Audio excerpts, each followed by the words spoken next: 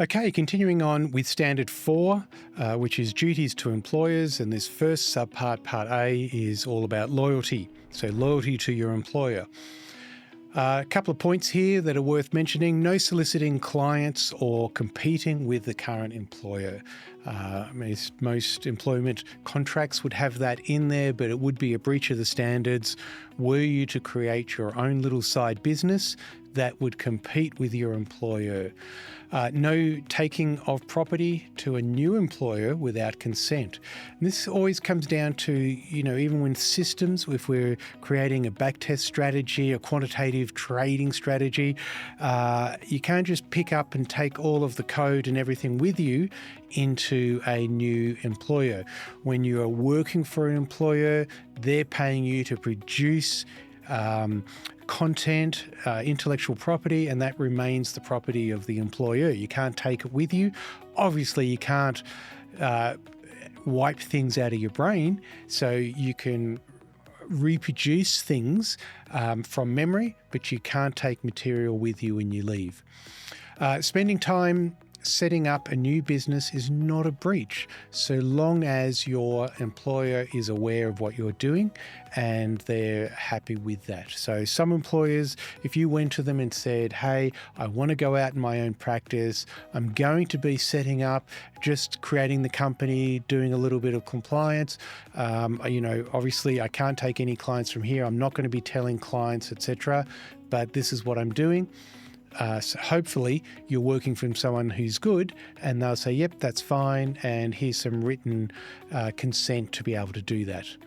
But sometimes you'll work for someone and they'll say, no, if you do that, we'll sue you. And there's not much you can do. You've just got to leave and then set up afterwards. Whistleblowing is not a breach. If you go to compliance and obviously, or maybe it's a company-wide issue, and you do need to speak to regulators or legal about that.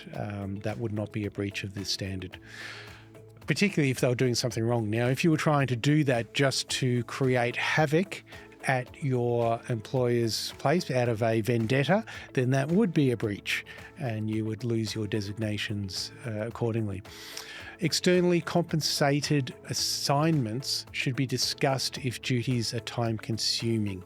So if you are working for a completely unrelated entity, so maybe a charity, etc., you were doing volunteer work or paid work for them, nothing to do with finance at all. If that is taking a lot of your time and means that you're showing up to work exhausted, it's things like that, then that definitely has to be discussed with your employer and you need their approval. Comes back to even Standard 1 where we talked about showing up to work drunk or intoxicated, showing up to work exhausted because of some activities outside of work could be considered to be a breach of your professional conduct as well.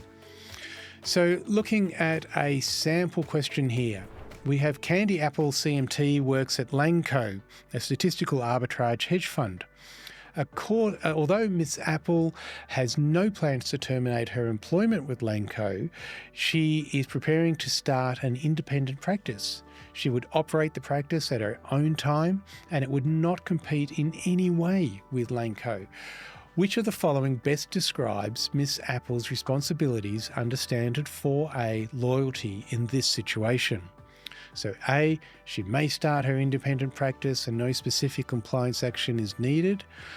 B, she must obtain her employer's authorization to start her independent practice. Or C, she must not create an independent practice while employed at Langco. Now, according to what we've already talked about, the answer is B. It's not a competing practice, but it is an independent practice that she is creating. So it is in the industry in some form. And again, it's going to be taking time. And whenever something like this is a little bit grey, not sure, should we, shouldn't we? Well, getting the approval is always best, or at least talking to the compliance department and saying, do I need to get authorization to be compliant in this situation? Standard 4B, which is additional compensation arrangements.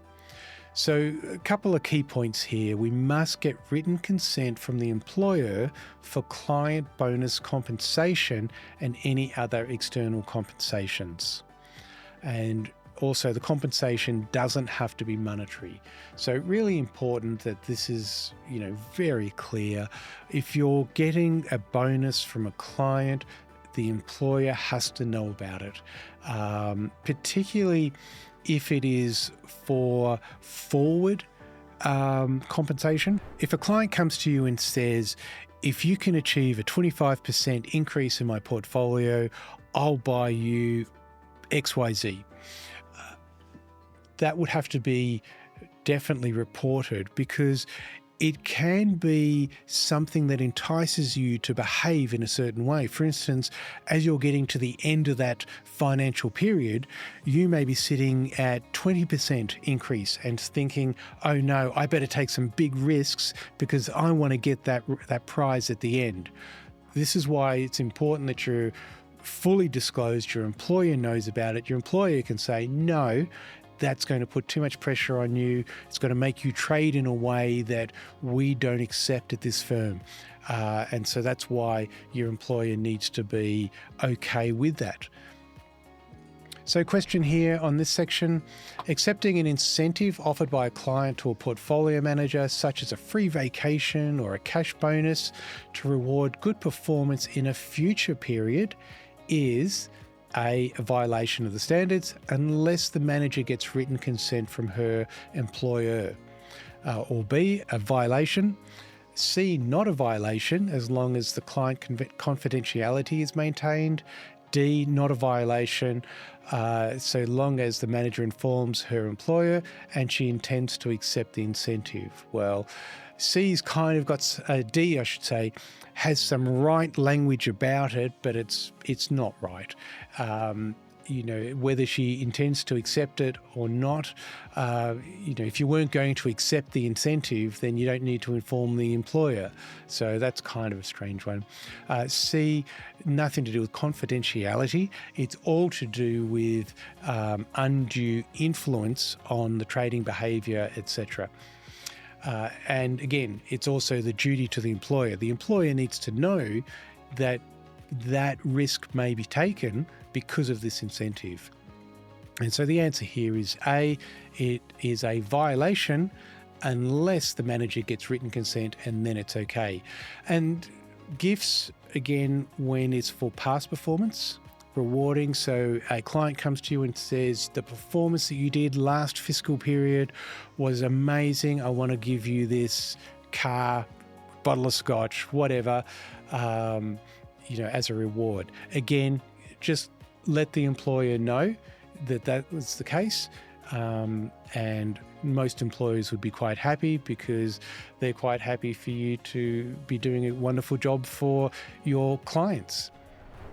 All right, standard 4C, duties to employees, responsibilities of supervisors. So this now is all about when you have a team, you're a charter holder, you are bound by the code of ethics, and you have a team of staff that are working for you. So you must ensure that procedures are in place to prevent violations. Now, we talked about firewalls from investment banking, etc., but we're also talking here about the ability to detect front-running allocation of trades to accounts depending on whether it was a profitable trade or a losing trade, and making that allocation after the fact, those things. So having procedures in place to detect violations and prevent violations are important there.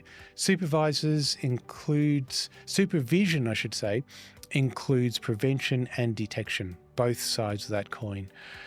Duty to investigate concerns of subordinates. So someone comes to you and says, I think that group over there is using insider information in their trading, then you would have an obligation to investigate.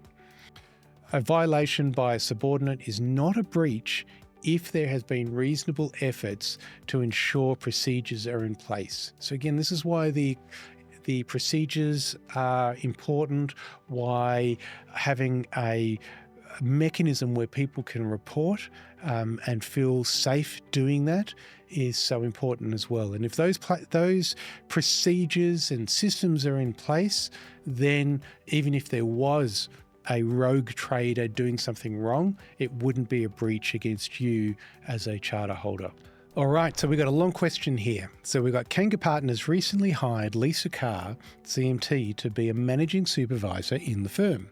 Carr knows that all her subordinate supervisors hold the CMT designation and that they have a compliance system in place with respect to the standards.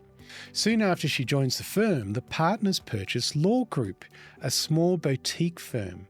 Carr's supervisor stops by her office, smiles, and says, "You've got a lot of work ahead of you."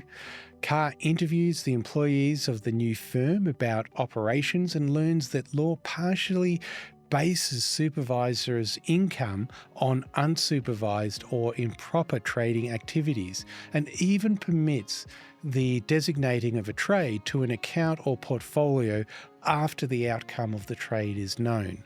So obviously some problems there. Which of the following statements is least correct? So again, just be really careful on this type of wording.